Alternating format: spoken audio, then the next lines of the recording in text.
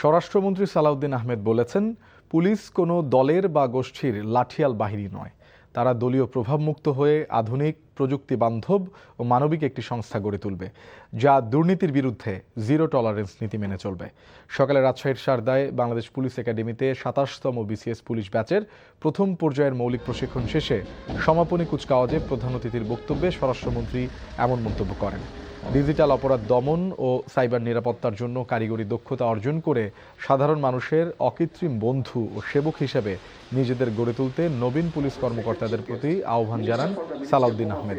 Police একাডেমির parade গ্রাউন্ডে আয়োজিত সমাপনী কুচকাওয়াজে অভিবাদন গ্রহণ করেন স্বরাষ্ট্রমন্ত্রী। অভিবাদন গ্রহণ শেষে তিনি বিভিন্ন বিষয়ে শ্রেষ্ঠত্ব অর্জনকারী প্রশিক্ষণার্থীদের মধ্যে পুরস্কার বিতরণ করেন।